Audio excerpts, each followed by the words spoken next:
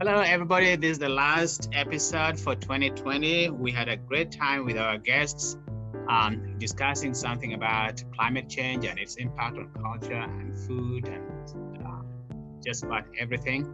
I want to wish you the best for these holidays, and hopefully we shall meet again next year.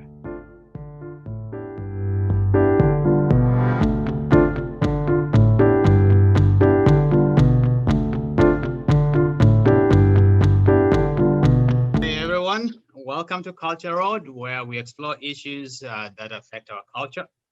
And with me today is my co-host, first of all, Phil Barrel. Angela is not here today. And our return guests, Dr. Eluemuno Blyden and Victor Provenzano. They are returning because they are such good guests. Both are scholars and both are entrepreneurs in the areas of science. Uh, so today we're going to be discussing something to do with climate change. Climate change is something very contested these days. I don't think it should, just because it is happening. And the problem with our lives is that we do not believe things until they really materialize. Signals that have been going off about our changing climate, our warming climate, our warming world is all those signals are being ignored. And so for us today, we want to look at this issue from the perspective of how it affects our culture and how it impacts our way of life, our livelihoods, and our shelters. I know that this is the 5th anniversary of Paris Accord. And so as we look forward to 2021, there is going to be a conference in Glasgow next November. But then for us in the United States, this is a very exciting time because of the change in government. And with that, we expect changes in policy. So this is really interesting. I'm going to give my co-host some time to introduce himself, and then the rest of the group. Phil. By way of introduction, George, yes, hello, everybody. I'm Phil Barrel, professional writer based in New York. And this is certainly an issue that's been a great concern of mine. As the parent of 2 teenage children and thinking about what kind of world they're going to inherit. And just as a person who hopes to be around on this planet a while longer myself, and when you hear some of the forecasts from people who really know what they're talking about on this issue of what is going to happen to this planet if we don't do more about it sooner, as soon as possible, really, yesterday, really, it's pretty grim. And so I think about that, and I think about, at the same time, I feel optimistic, given the fact, as you said, George, that there is going to be a change here in roughly a month. And that's Joe Biden has announced that one of the first things he's going to do is re-enter the Paris Climate Accord and then go on and do as much as he can. That this is clearly, he sees this for the existential challenge that it really is. And we can talk, I think, in the rest of this hour about how to go about this and what are some of the obstacles, I would say, cultural and political obstacles in this country to making as much progress as possible. But as I say, at least I'm optimistic by the fact that he understands the gravity of this issue, and he's not going to back down from it. It's just a question of how far he can go in the 4 years or whatever that he's in office. Right. We're going to be discussing all that. Now, Victor, since Rio in 1992, the world leaders have always been meeting in various venues and making pledges, some of them remaining unfulfilled. But then, as Phil just said, we have to do something to mitigate these two twin problems of rising temperatures and emissions of CO2.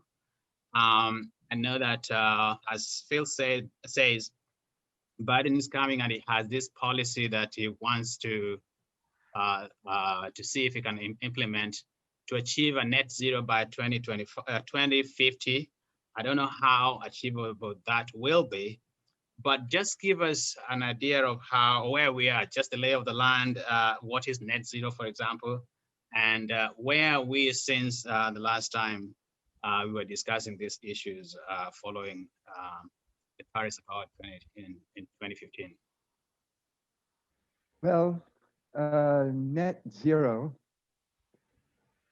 is where you're not simply decarbonizing the economy, the energy system, and the land use, but that you are counterbalancing any remaining vestiges of carbon emissions, for instance, that are coming from rice paddies, right? That are coming from the rotting of food in landfills and so forth. So you're going to, even if you achieved a complete decarbonization of the energy system, you're going to need to counterbalance that with net zero techniques, technologies, policies that will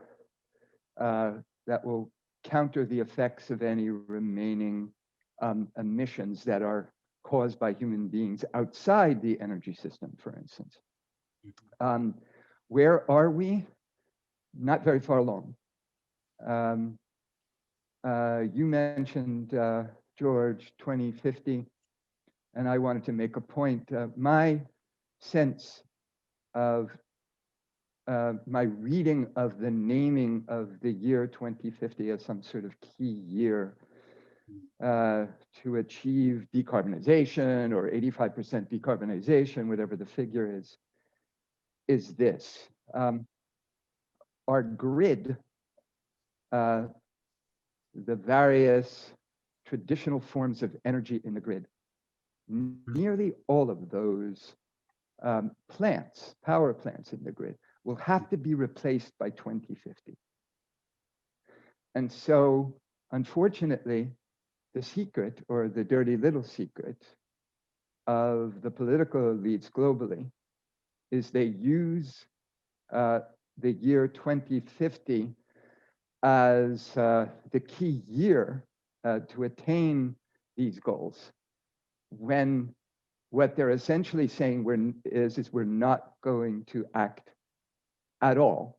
We're going to allow the market to do its work. The market is choosing. Wind and solar already on a global scale, over 60% of the new electrical capacity in the world that is being added is wind and solar. And we can electrify the entire economy in order to achieve the goal of decarbonization. We can electrify transportation, build the heating, ventilation, and air conditioning in buildings, the process heat in industry. It can all be electrified with the technologies that we already have in place. How do you do So that? what they're basically saying is, let's hold up 2050 as the year that we need to do this, and let's allow the market to do it. Because So basically, they're not planning on doing anything. I'm sorry? They're not planning on doing anything.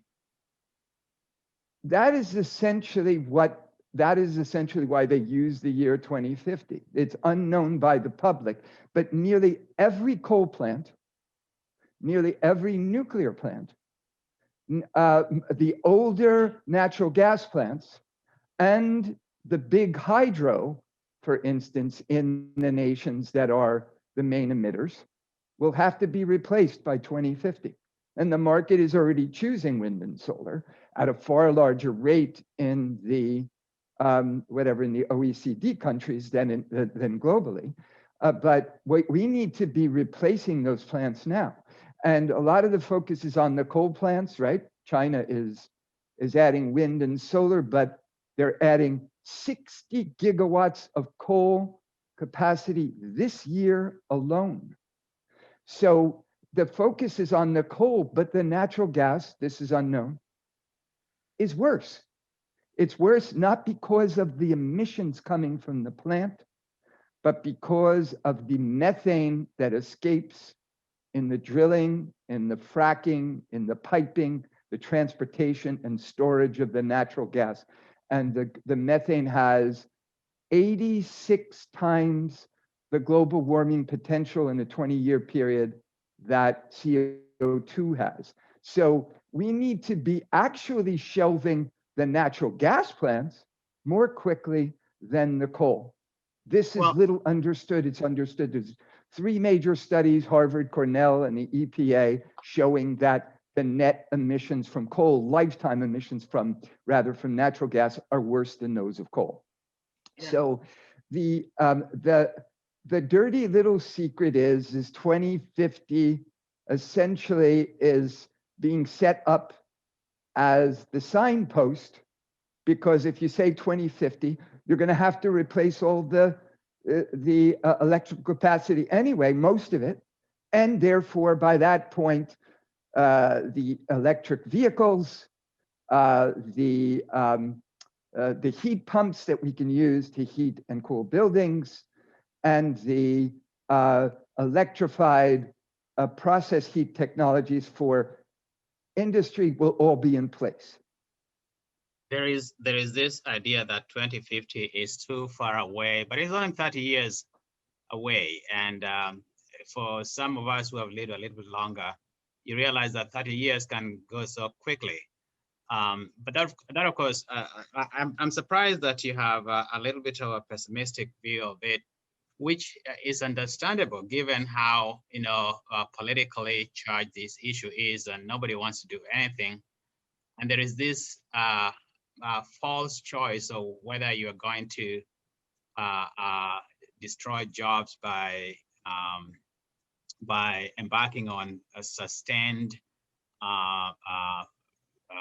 serious efforts to transition from energy that is based on on fossil fuels to renewable energy. But I think things are changing, and particularly when you look at what is going on in California, how this changes the lifestyle of people.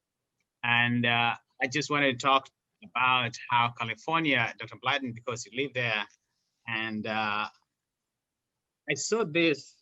There's a statistic that came out that was very interesting, that California is losing most of its precious trees. The Joshua tree, General Grant tree, the sequoias tree, and these are trees that can live for about more than 3,000 years. They only die perhaps 1 or 2 per year, and they grow to as high as 275 feet, and that is something. And so by last count, I think was it last week, about 4,000 acres of forests in California were destroyed by the forest fires. And I'm just trying to figure out, how does California come into this? Because you guys in California, perhaps more than anywhere else, you're more attuned to what is going on with regards to climate change. Yeah, well, it's very interesting because there are definitely kind of 2 dimensions to this that strike me. As you said, I live in California, so I got to experience an entire day with no sun this last summer because there was so much smoke from the West Coast fires that accumulated over the Bay Area because of its natural sort of climatic structure, that the sun rose. I was looking out the window at 8 in the morning, the sun was coming up, and 8:30 it literally just went dark again. It was the strangest experience I've ever had in my life. But beyond the sort of apocalyptic dimension to it, the thing that has struck me most recently was a movie I saw, a documentary made by Michael Moore, and in which he focuses in on what we think of as renewable energy, so wind and solar and everything else. And it's actually an interview with someone else who's more knowledgeable about that, and who again is one of these sage voices who's kind of trying to ring the alarm bells. And the bottom line there, but the basic idea of the documentary is that all of these things that we're relying on and we're thinking are going to save the world because they're green are actually not. The cost of manufacturing solar panels and building wind things and their lifetimes, projected lifetimes, when you add it all up, there's a net zero benefit, you know, from just continuing to build coal plants. So, you know, that's one thing that needs to be addressed. And as an African, and especially as an African who's a descendant of Eluemuno Blyden, I really think that the underlying problem is never going to be solved until we address the cultural dimension to this whole thing. And the cultural dimension is very simple. Nobody wants to give up on the lifestyle they have now. They want to continue to consume, to live a certain type of life and be able to, you know, do a certain range of activities and so forth. But they want to do it in an earth-friendly way, you know, and not to mention the fact that there's a whole bunch of people who they've been calling underdeveloped for the last 100 years, who naturally, since they've been called underdeveloped, they want to develop themselves, okay? And now all of a sudden you're telling them, no, you can't have a lifestyle with a picket fence and a car and, you know, a holiday vacation every summer in an exotic place, because, you know, the earth is damaged and you need to do something else, or we need to be more aware. And even though those people have been aware all along, they've been living an earth-friendly life with an earth-friendly culture, and have had that earth-friendly culture essentially ripped out from under their feet in the name of Coltran and mining the exotic ores and whatever that are needed to power our cell phones. So this is a problem not of technology, it's a problem of culture. My favorite definition of culture is the way we do things around here. That's it. That's what culture is. The way we do things around here. So when is that going to change? You know, it's about our lifestyle. I agree with you to that extent. I mean, and as Victor will attest to, this is one of the issues that China raised 10 years ago and then correct. 5 years ago, that we are trying to develop, and you guys have already developed, and you're telling us not to, which is interesting because China has changed totally. Although from the last study done that showed that China is moving towards fulfilling the promises that it made 5 years ago, although it has to be taken with a grain of salt, because the numbers they're using, those numbers are a little bit interesting. They're not apples to apples, they're apples and oranges. But Dr. Blyden, you just talked about something that is interesting, because our lifestyle, it was interesting to me to read that we cannot survive, for example, without a refrigerator in this country, right? Perhaps in most parts of the world right now. Without our what, George? I'm sorry? We cannot survive. We cannot survive without a refrigerator, because we keep most of our food there, and yet I read actually that 10% of emissions are coming from refrigerators. Think about that, Phil. Which basically means so that's just a refrigerator. Think about the other appliances that you have in your house. Are you going to give them up? And yet we have to come up with a solution. Well, George, that is a good point, and that is a sticking or sticky point. I think it will be for many of us, no matter how progressive we see ourselves as being on this issue, as to how much of our current lifestyle are we willing to sacrifice. You know, I recently leased a car, you know, in essence, owning this car for the first time in about 30 odd years. And, you know, it was it's a hybrid, and I wouldn't have wanted anything else. And I specifically, you know, was looking around for brands that were more fuel efficient. So it's a good Hyundai Sonata, and so I can drive it without feeling overly guilty. That may point the way, what the auto industry has done to what can be done in other areas. That is like introducing or developing technologies that produce as much bang for the buck with far less damage to the environment. But that's an optimistic view. it may not happen in some areas. It may be in things like, whether it's food storage or something else, or communications, that we will have to dial back our current lifestyle in some ways. I mean, it's just, it's like, speaking of California again, I mean, not to single out California, but it's often regarded as exhibit A for overdevelopment, overbuilding, putting houses where God didn't intend there to be houses. That's the kind of thing that may have to change. I mean, we've already seen big houses in California, really big. Right.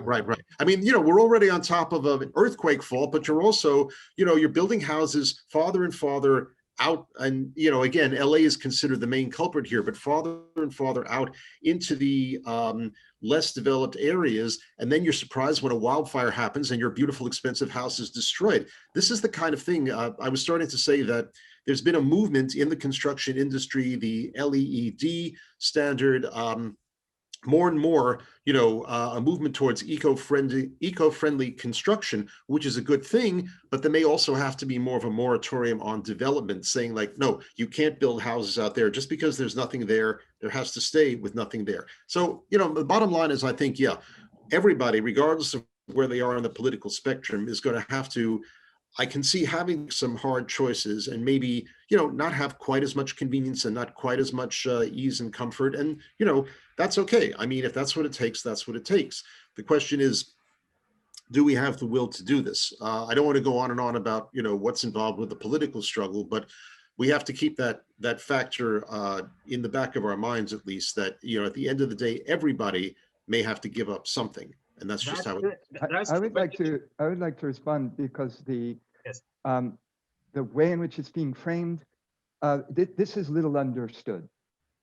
There really is no issue with the energy system, and therefore any effect of development, whether that development is occurring in the global north or in the poorest nations in the global south, that is not the issue.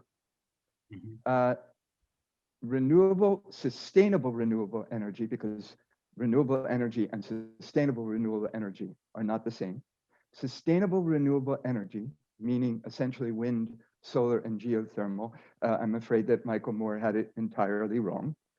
That it is indeed not only sustainable and renewable, but it does not lead to net emissions. He is wrong.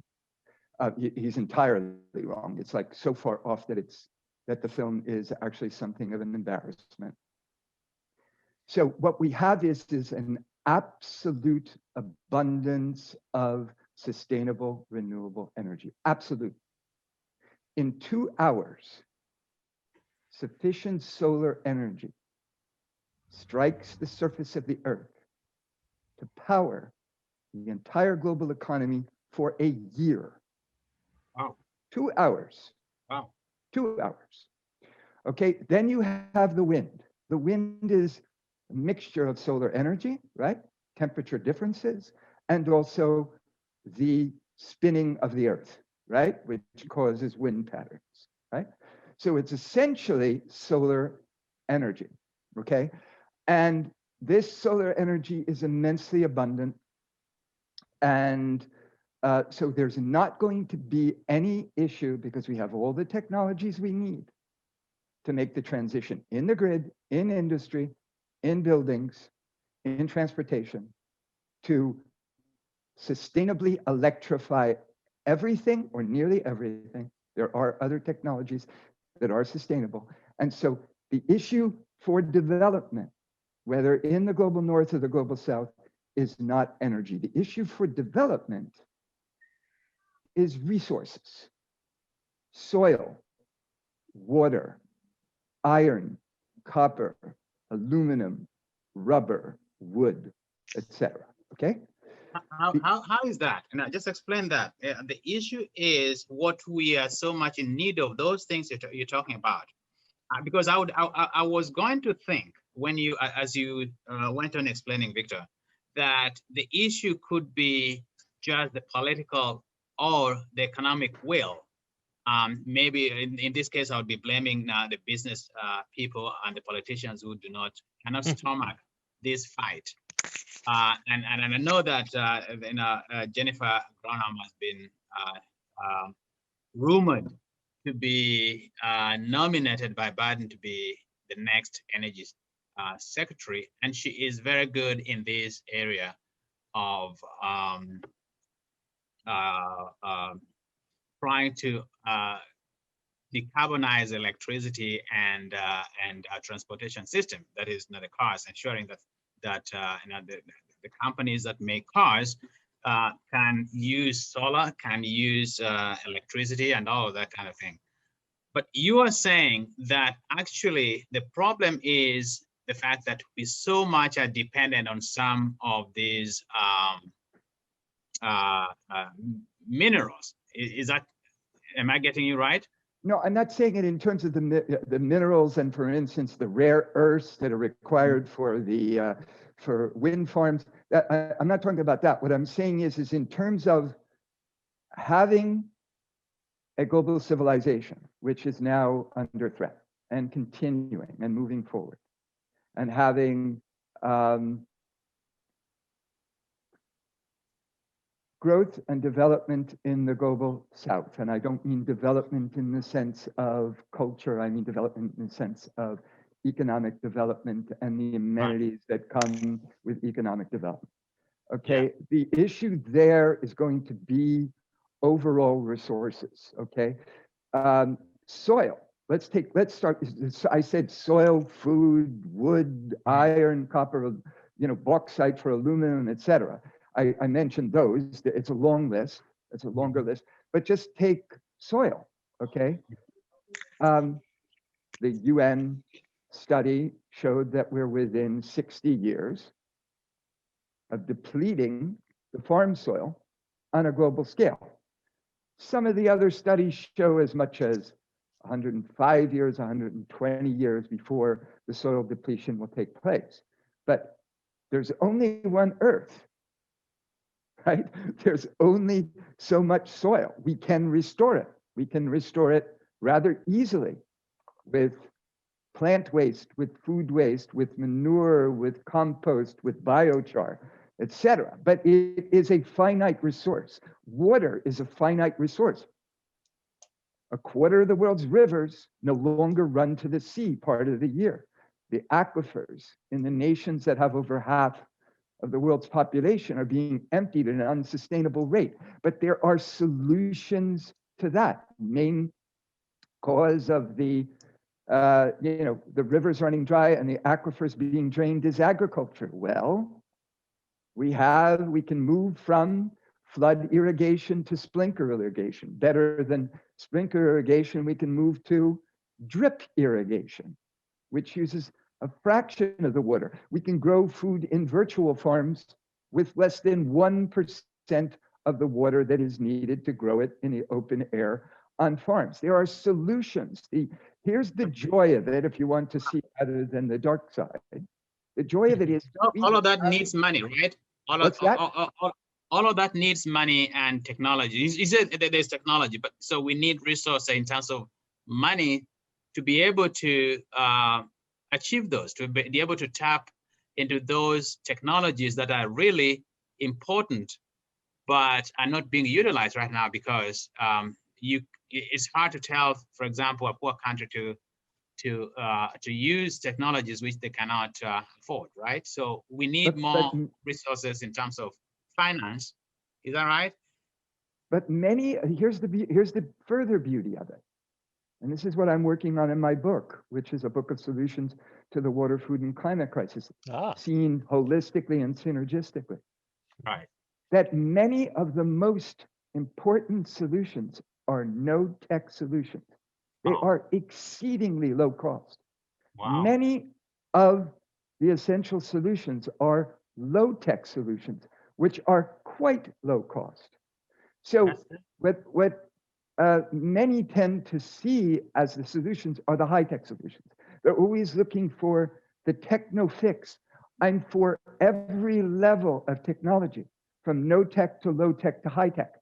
But as far as the cost is, for most of this, exceedingly low. And as far as the higher technologies, like solar panels, like wind farms, like the smart super grid that we need to create to link together localities, regions, national grids with, national grids across borders, etc. This is already by far one of the main sources of new jobs in the global economy, and particularly in the OECD nations, right?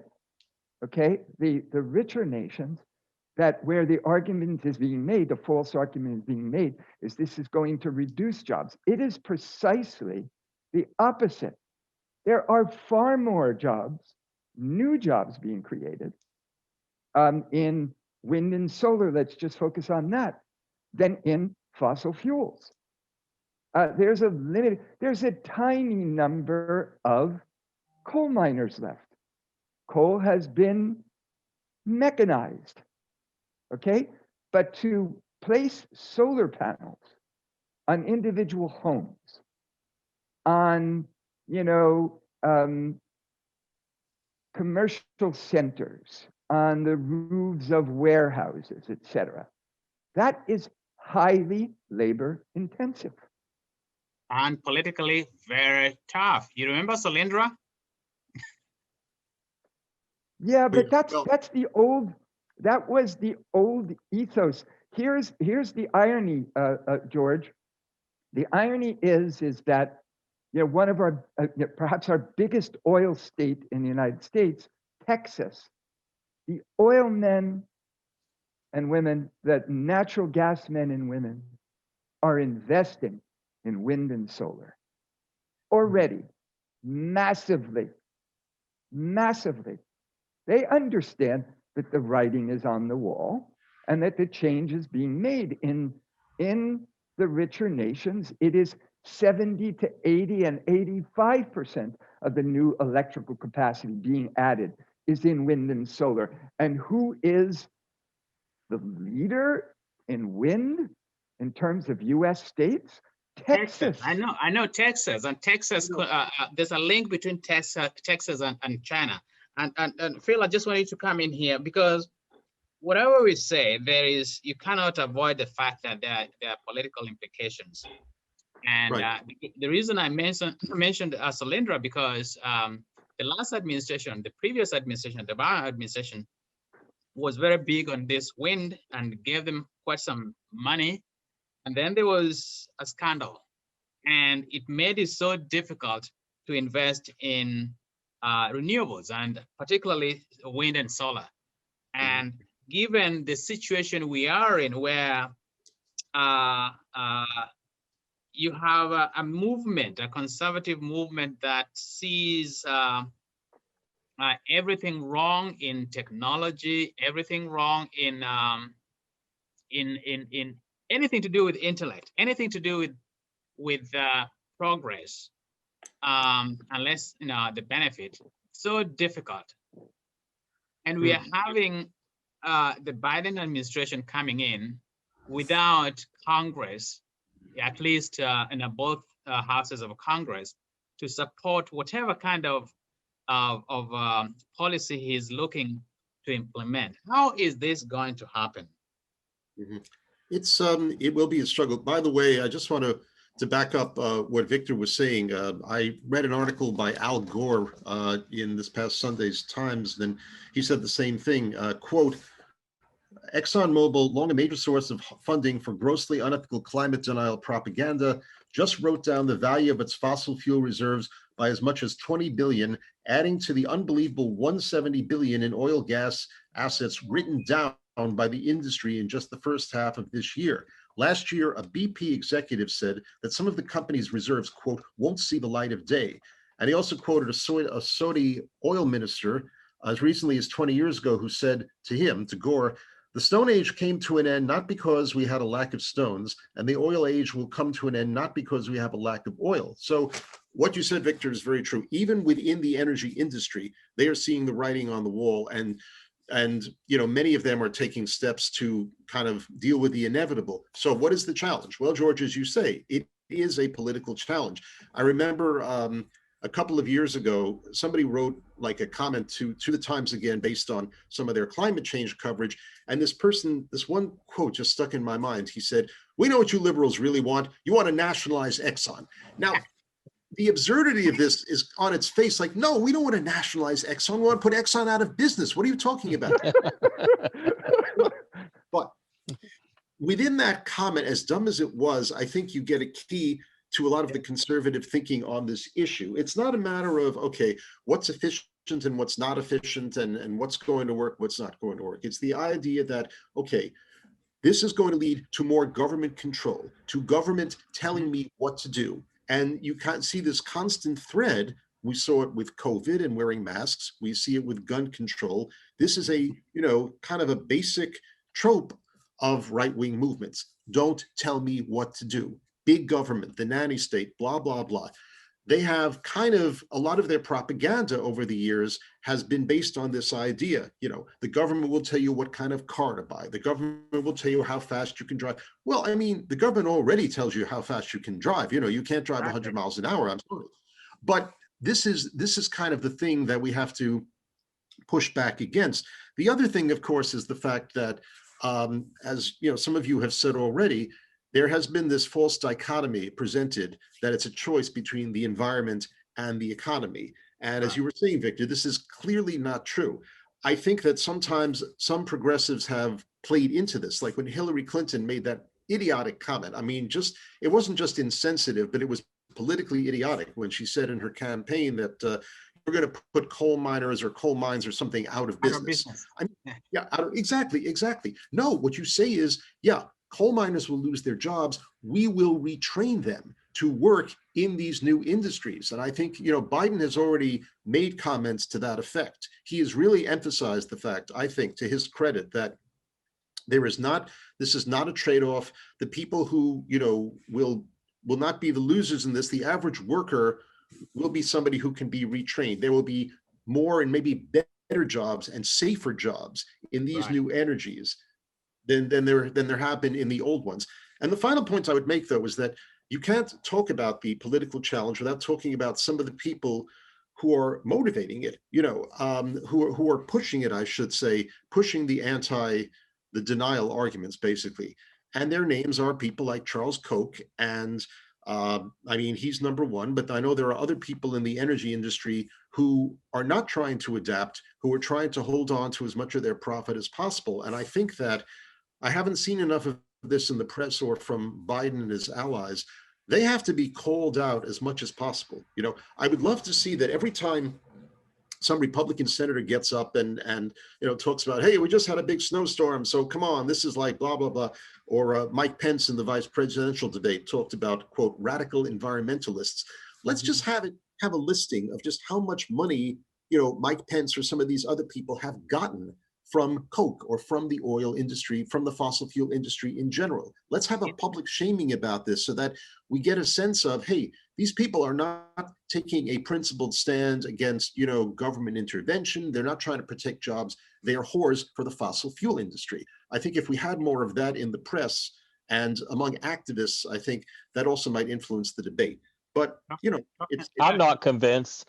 I mean, I think we've seen that phenomenon with Trump, that once people are entrenched in their idea, you can give them as many facts and figures as you like, but they're not gonna be motivated to change by that. And so I think we do have to dig deeper. I think the language one uses does have to change. In the sense that I was going to talk about that language, Dr. Blyden. Yeah. Language is key part of our culture, and as he already said, Phil, the way they reframe. Heidegger talks about framing. Our world is about how you frame an issue and how you frame things. I remember 10 years ago, actually no, 20 years ago, I was covering as a reporter, covering John Brown, who was the CEO of BP at the time, and he said BP was the first company to embrace renewables, and they changed their name to Beyond Oil, Beyond Petroleum. No, BP Beyond Petroleum. Of course, it was just a lie, because deep inside they were so much engaged in extracting oil in Nigeria, while their PR department was really going overdrive in trying to deceive us about their intentions and all they were doing. And I know that there was a time I wrote an article about them to expose how vain, their plans were. They went to my boss and they wanted to get me fired. So there is the issue of how do we communicate? Because if you don't communicate well, you can't win the war. The battle is all about trying to frame something, to frame an issue, to build some support, or to demonize something. And you were going to say something about that.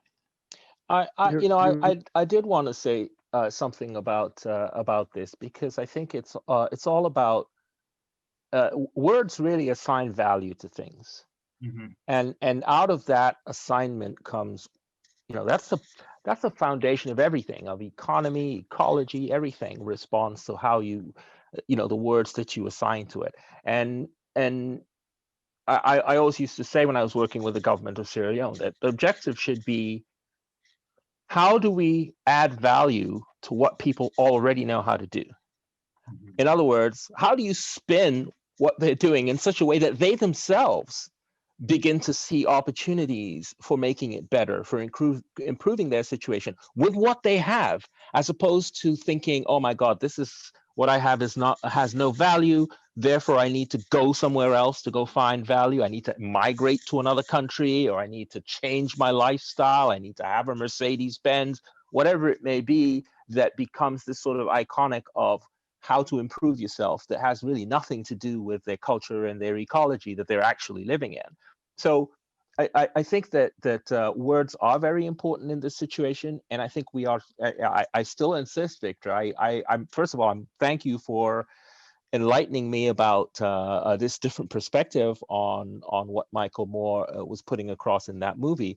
But I still would argue that the whole way in which this is constructed as a problem that we need to solve with technology that will allow us to continue living the way we live. Well, the point is, what we're aspiring to in terms of the way we live is itself inherently unsustainable. It's not, people don't want to live that. People don't want to sit in a traffic jam for 2 hours every day going to and from work. Really, in their life, and it's Unless really you're from beautiful. California. Yeah, exactly. And especially in we've had this wonderful force majeure of the pandemic that has really just put pause and have everybody thinking, well, gee, it all works even if I don't commute 2 hours every day, and have to take a suit to a dry cleaner every week, and all of which have major ecological and environmental implications. So what's the difference between that guy now who's staying at home and looking after his kids and not going anywhere, not having to get his suit dry cleaned every week and pollute the environment, and the little guy who's sitting in a village somewhere in Sierra Leone, who same thing, doesn't have to do all those things. He has his own issues, don't get me wrong. He has his rice paddy, like you said, that's generating CO2, and he's got his own contribution to the problem as well, yes. But the point is, there is no real difference between those two things other than the way in which we value them. We don't assign value to sitting in a hut by the beach, unless we're on vacation, then it's great. You know what I mean? We will actually even pay top dollar to go and have that experience for 2 weeks. But then we come back and then we're in our old mode. We need our fridge and everything else.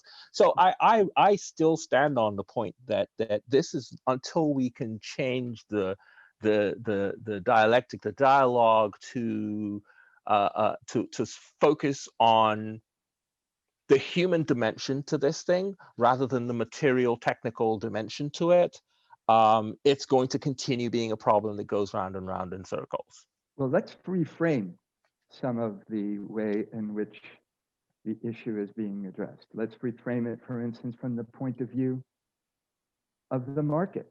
Here is the irony. The irony is that Coke and the GOP and the fossil fuel firms and the other emissions-related firms and industries are anti-market. The market is choosing wind and solar principally, some geothermal, but wind and solar principally as the new source of energy for one specific reason: cost.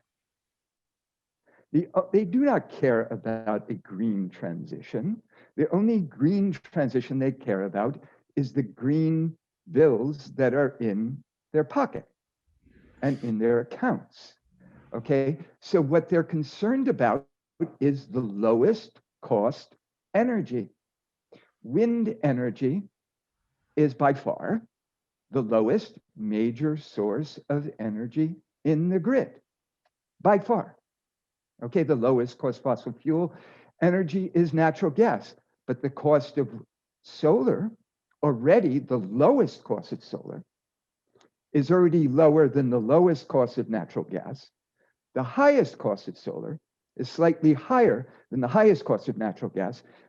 Solar essentially straddles natural gas, and it will very soon, forgive me, pass gas, okay, to become along with wind, the low cost source of energy on a global scale. So the market is choosing wind and solar because of cost. But if the market is choosing those wind that are and solar, arguing against wind and solar are arguing against the market. If it was framed in that way, it would upend them. Secondly, this is the most essential. They are anti-market in a second sense, which goes far beyond the one that I just named. They are utterly anti-market. They say that they're against government. Those industries are creating costs for the national government, state governments, local governments, for industries, for small businesses, for individuals and individual homeowners. I think they're talking about subsidies, that you have a lot of subsidies going to these wind and solar. And not that the subsidies are for the fossil fuels. Here are the figures from the IMF, and this figure is lowballed, according to Nicholas Stern, the Stern report in the UK. But it's actually been lowballed. But the IMF estimated that there are $5.3 trillion in annual costs as a result of burning fossil fuels. Where are those costs coming from? They're coming from health, okay? The health costs, particularly of burning coal around the world. You're talking about lung disease and heart disease. You're talking about heart attack and emphysema and lung cancer and asthma, etc. Immense health costs from the burning of fossil fuels, all being transferred to individuals, businesses, and government from the fossil fuel firms. They are the cause of big government costs in the health of the population in the so-called advanced nations, the advanced economies rather than advanced nations, the advanced economies. I think we come back to this issue of the value again, because really what you're saying is that, which is the truth, is that governments and the agreement that governments have with their people, that they're going to take taxes and they're going to use those taxes in a responsible way for the benefit of all. Those create an enabling environment for capitalism and for the Kochs of the brothers and so forth of the world that is never acknowledged. It's never explicitly included in the equation. So indeed, and that's one of the reasons why you can look at a society like California and your Silicon Valleys and so forth, which seem to have all this stellar achievements, and then they can point a hand at a little Sierra Leone or Southeast Asian country and say, well, look, they've never produced any, they don't invent anything, they don't have clever people over there, and yet the point is that not only is it just that the government is providing that enabling environment, but in a global economy as we have now, that enabling environment is provided by everybody. Everybody is being taxed for the success of Silicon Valley in one way or another. And there's a consequence of it in an environmental sense. There's a consequence that pollution knows no borders. There's a consequence that the pollution of ideas knows no borders. And our young children are being sucked away from their homes in different parts of the world because they have this mistaken idea that they cannot be successful where they are. And the necessary that same necessary what do you call it, enabling environment cannot be created in those countries because it's not in the interest of some other country that should happen. And whenever you get to a place where there's that begins to come into place, you have coups, you have it's subverted in one way or the other in order to make sure that these the high-tech vision of the future can happen at the best possible price for their raw materials under the ground. Phil, I want to just let's wrap up. I want to bring Phil into the debate, and particularly Phil, because you are driving now, and I'm just wondering whether what your view is with regards to carbon pricing and raising gas prices. Would you be in favor of raising gas prices? I think, if that's what it takes, that's what it takes. I mean, I don't know.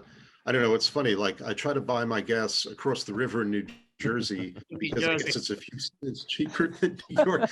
Ultimately, I don't. It's not the kind of thing that I feel is like really giving my, my finances a major hit. I just don't think of it in those terms. Maybe I should, I guess, but I think it's more like, I don't know. It's something that, yes, I would be willing to do. I mean, listen, I think that any tax increases, in general, there are people who should have their taxes increased much more than mine. I'm a middle-class person, but if it came to some way in which there was some sacrifice in that regard, I mean, I'm not going to say like across the board, no, you don't raise my taxes 1 penny, whether it's a carbon tax or something like that. So I think that it's something that I would accept. But, that goes back to some of the thing I think that everybody has been talking about here, that whatever changes have to be made moving forward with regard to the environment and global warming, I think that there has to be an effort to make them make the impact as equitable as possible. Whether it's what Dr. Blyden talked about, like the people in the developing world, not to have more of a burden than people in the developed world, and not to have people whose industries, the fossil fuel industries, if they're going to lose their jobs, there needs to be an effort to get them jobs in the evolving industry, in the emerging industries as well. I mean, there has to be a sense of fairness about this. I think that one thing that the environmental movement, one of their biggest mistakes over the years was to kind of make this a kind of a virtue signaling kind of thing, rather than talking about how everyone is going to benefit. I think moving forward, that has to be, what Victor was saying, like the market argument has to really be made as much as possible, saying that everyone is going to benefit from this. It's not a matter of just rich urban liberals in Western countries. The benefits can be spread worldwide, just as the costs right now are being spread worldwide. And if we keep to that kind of thematic presentation, I'm hoping that we can make more progress than if we simply say, it's the right thing to do, it's the moral thing to do, even though it is. But if you can emphasize the other aspects as well, I think you get more people on your side. Thank you so much. That's great. We had a good conversation. It was, I hope everybody enjoyed watching us and listening to us.